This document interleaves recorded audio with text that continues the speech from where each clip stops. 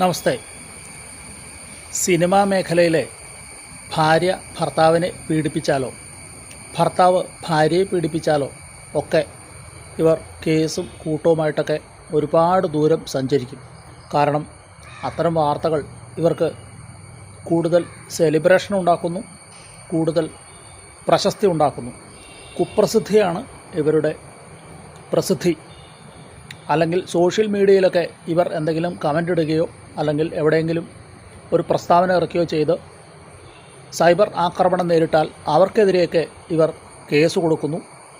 ഇപ്പോൾ ചില ബ്ലോഗർമാർക്കെതിരെ യൂട്യൂബേഴ്സിനെതിരെയൊക്കെ വലിയ കേസുകളും കൂട്ടങ്ങളൊക്കെ ആയി നടക്കുന്നു. പക്ഷേ സിനിമാ മേഖലയിൽ ഉള്ളവർ തന്നെ പരാതി കൊടുത്ത് ഒരു കമ്മീഷൻ വന്നു. ആ കമ്മീഷൻ അന്വേഷിച്ചു, കുറേ കണ്ടെത്തലുകൾ നടത്തി. ശരിയാണോ തെറ്റാണോ എന്നൊന്നും നമുക്ക് കൃത്യമായി ബോധ്യമില്ല.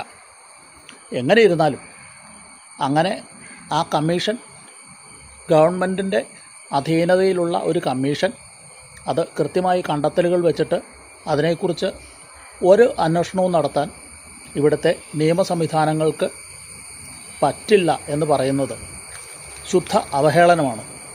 അതും ഒരു മന്ത്രി തന്നെയാണ് പറയുന്നത്. നേരിട്ട് പരാതികൾ വന്നാൽ ബോധ്യപ്പെട്ടാൽ മാത്രമാണ് കേസെടുക്കുകയുള്ളൂ. അല്ലെങ്കിൽ സ്വമേധയാ കേസെടുക്കാനൊക്കെ ധാരാളം വകുപ്പുണ്ട്. രക്ഷാപ്രവർത്തനം നടത്തിയതും അതിനെതിരെ കേസെടുത്തതുമൊക്കെ നമ്മൾ കണ്ടതാണ്. അല്ലെങ്കിൽ നാമജപ ഘോഷയാത്ര നടത്തിയപ്പോഴൊക്കെ കേസെടുത്തതൊക്കെ നമ്മൾ കണ്ടതാണ്. ഇതിപ്പോൾ സ്ത്രീത്വത്തിന് എന്ത് വിലയാണ് ഇവർ കൽപ്പിക്കുന്നത്? ഒരു വിലയും കൽപ്പിക്കുന്നില്ല ഈ സർക്കാരും അല്ലെങ്കിൽ ഇത് കണ്ടെത്തിയ കമ്മീഷന് മീതെ കൃത്യമായ ഒരു നടപടികളും എടുക്കാതെ നടക്കുന്ന സാംസ്കാരിക നായകരും നവോത്ഥാന മേലങ്കി ഇട്ട കുറേ ആൾക്കാരും ഇവിടുത്തെ മന്ത്രിമാരുമൊന്നും യാതൊരു വിലയും കൽപ്പിക്കുന്നില്ല. സിനിമാ മേഖലയിലുള്ളവർ തന്നെ ഒരു വിലയും കൽപ്പിക്കുന്നില്ല. അല്ലെങ്കിൽ ഇവിടുത്തെ സിനിമ സംഘടനകളൊക്കെ വലിയ തോതിൽ വലിയ പരാതികളും പ്രശ്നങ്ങളുമൊക്കെയായി ഇതിൻ്റെ പുറകെ നടക്കും. പണ്ട് ഈ സിനിമാ മേഖലയിൽ നിന്നും പ്രത്യേകിച്ച് യാതൊരു കാരണങ്ങളുമില്ലാതെ ഒരു കാരണം ഉണ്ടാക്കി തിലകനെയും വിനയനെയും അതിന് പിന്തുണച്ചവരെയുമൊക്കെ പുറത്താക്കിയ ഒരു സംഘടനയാണിത്. ആജീവനാന്ത കാലത്തേക്കായിരുന്നു വിലക്ക് കേട്ടോ. ഇപ്പോൾ സിനിമാ മേഖലയിലുള്ളവർ തന്നെ പറയുകയാണ്, ധാരാളം കുഴപ്പങ്ങളും പ്രശ്നങ്ങളും പീഡനങ്ങളുമൊക്കെ നേരിടുന്നുണ്ട്. അവരുടെ ഒന്നും പേരെടുത്ത് പറയുവാനോ അതിനെതിരെ ഒരു നടപടി എടുക്കുവാനോ ഈ സംഘടനകളൊന്നും മെനക്കെടുന്നില്ല എന്ന് കേൾക്കുമ്പോൾ വളരെ ചിരി വരുന്നു, പരിഹാസം തോന്നുന്നു. ആർക്കും ഒരു പരാതിയുമില്ല. വലിയ പ്രസിഡൻറ്റുമാരും സെക്രട്ടറിമാരും ട്രഷറർമാരും ജനറൽ സെക്രട്ടറിമാരും വനിതാ പ്രതിനിധികളും ഒക്കെയുള്ള ആ ഒരു സംഭവത്തിൽ ആർക്കും ഒരു പരാതിയുമില്ല. ഇവരുടെ തന്നെ കുടുംബത്തിൽ ഞാൻ തുടക്കത്തിൽ പറഞ്ഞതുപോലെ ഭാര്യ ഭർത്താവിനെ പീഡിപ്പിക്കുകയോ ഭർത്താവ് ഭാര്യയെ പീഡിപ്പിക്കുകയോ ചെയ്താൽ ഇവർ വലിയ കേസും കൂട്ടങ്ങളൊക്കെയായി പോകും. ഓരോ ദിവസവും വാർത്തകൾ ഉണ്ടാക്കുവാൻ ശ്രമിക്കും. ഇനി സൈബർ മീഡിയയിൽ ഏതെങ്കിലും ഒരുത്തൻ കമൻറ്റ് ചെയ്താൽ അവനെതിരെ കിട്ടാവുന്ന എല്ലാ വകുപ്പുകളും ഇട്ട് കേസെടുക്കും. അവനെ തെണ്ടിക്കാവുന്നതിൻ്റെ മാക്സിമം പോലീസ് സ്റ്റേഷനുകളിലും കോടതികളിലും ഇട്ട് തെണ്ടിക്കും. ഇപ്പോൾ സ്വന്തം മേഖലയിലുള്ളവർ ഇവരെ പീഡിപ്പിച്ചുവെന്ന് ഇവർ തന്നെ മൊഴി കൊടുത്തിട്ട് അത് കൃത്യമായി ഒരു കമ്മീഷൻ കണ്ടെത്തി പുറത്തു വന്നിട്ട് അതിനെതിരെ കേസിന് പോകാനോ നടപടിയെടുക്കുവാനോ ഒരു നടിമാരും മെനക്കെടുന്നില്ല. സംഘടനകളിലെ ഒരു നടന്മാരും മെനക്കെടുന്നില്ല എന്ന് കേൾക്കുമ്പോൾ, കാണുമ്പോൾ, പ്രവർത്തിക്കുമ്പോൾ ഇതിലേറെ എന്ത് അധോഗമനമാണ് ഈ സംഘടനകൾക്കും ഈ നടന്മാർക്കും നടിമാർക്കുമൊക്കെ ഉണ്ടായിട്ടുള്ളത് എന്ന് ഓരോ വ്യക്തികളും വിലയിരുത്തുക. നമ്മുടെ മുമ്പിൽ ഇവർ വെറും വട്ടപൂജ്യമായി പോയി എന്ന് പറയാതെ വയ്യ. അത് ഏറ്റവും പ്രശസ്തരായ ലോകപ്രശസ്തരായ നടന്മാരും നടിമാരും ഇനി അതിലൊന്നും പെടാത്ത സാധാരണ സാങ്കേതിക പ്രവർത്തകരും ഒന്നും ഇതിനെതിരെ ഒരു പരാതിയും ഉന്നയിക്കാതെ ഇരിക്കുമ്പോൾ ഇവരൊക്കെ വെറുതെ ചില്ല് കൊട്ടാരങ്ങൾക്കുള്ളിലിരിക്കുന്ന ചീട്ട് കൊട്ടാരങ്ങൾ മാത്രമാണ്. ഒരു കുഞ്ഞ് കല്ലെടുത്തെറിഞ്ഞാൽ സകലതും തകർന്നിടിയും.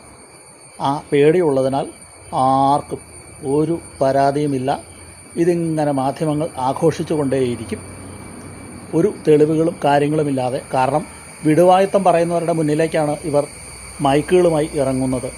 അവർ കുറേ വിടുവായുത്തങ്ങൾ വിളിച്ചു കൂവുന്നു, അത് വലിയ വാർത്തയാക്കുന്നു. അവരുടെ വായിൽ നിന്ന് ഒന്നും കിട്ടുന്നുമില്ല. ഓരോ ടീമുകളൊക്കെ വലിയ തത്വവാദങ്ങളൊക്കെ നിരത്തുന്നുണ്ട്. തത്വവാദങ്ങളൊക്കെ കൊള്ളാം. കാരണം ഡ്രഗ്സ് എന്ന് പറഞ്ഞു കഴിഞ്ഞാൽ ഇവിടെ സിഗരറ്റും മദ്യമൊക്കെ വിൽക്കുന്നുണ്ടല്ലോ, അത് നിരോധിച്ചുകൂടെ? അയാൾ പറയുന്നതിൽ ന്യായമുണ്ട്. പക്ഷേ ഇതുമായി ഒരു ബന്ധവുമില്ലാത്ത ചില കാര്യങ്ങളാണ് അദ്ദേഹം പറയുന്നത്, മാധ്യമപ്രവർത്തകർ ചോദിക്കുന്നത്. പക്ഷേ ചിലയിടത്ത് അദ്ദേഹം കൃത്യമായ ന്യായങ്ങൾ പറയുന്നുണ്ട്. ഒരാൾ ഇതുപോലെ ഒരു സംഭവം നടന്നിട്ട് അതിനെതിരെ ഒന്നും പ്രതികരിക്കാതെ ഇരുന്നിട്ട് എന്താണ് കാര്യം?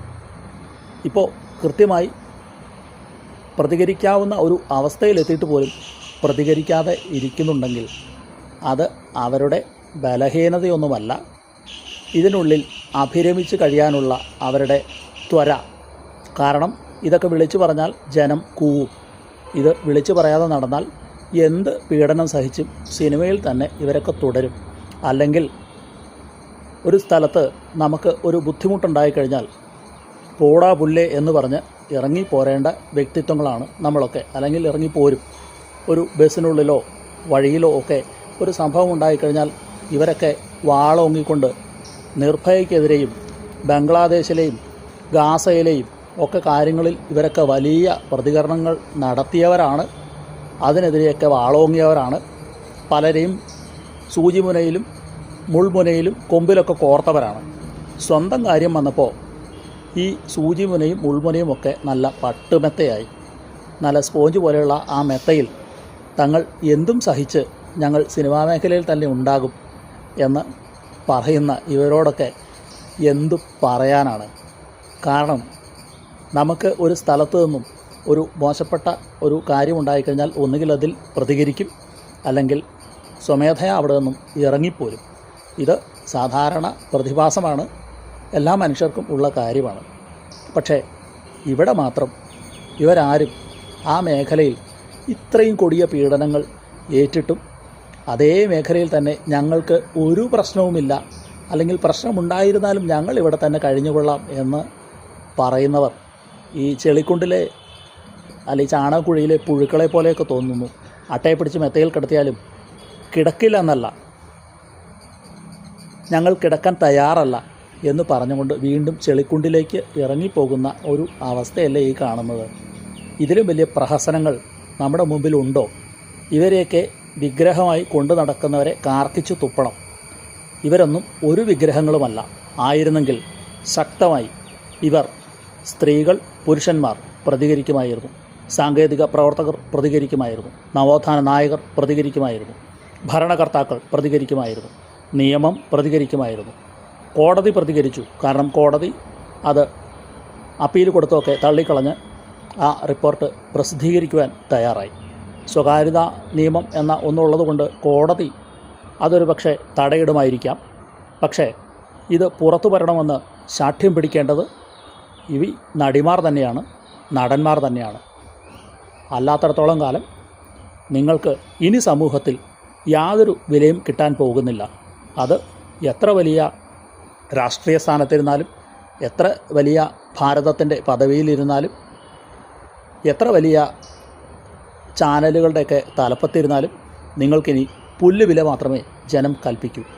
അത് എത്ര തുണിയൊഴിഞ്ഞ് കാണിച്ചാലും, എത്ര അഭിനയിച്ച് കാണിച്ചാലും, എത്രയധികം രീതിയിൽ ജനങ്ങളെ പ്രലോഭിപ്പിക്കാൻ ശ്രമിച്ചാലും ഒക്കെ നിങ്ങളുടെ വില പൂർണ്ണമായും സമൂഹത്തിൻ്റെ മുമ്പിൽ, ജനങ്ങളുടെ മുൻപിൽ, നിങ്ങളെ ആരാധിക്കുന്ന ആരാധകരുടെ അല്ലെങ്കിൽ കലയെ സ്നേഹിക്കുന്നവരുടെ മുൻപിൽ ഇനി ഒരു വിലയും നിങ്ങൾക്ക് ജനം കൽപ്പിക്കില്ല.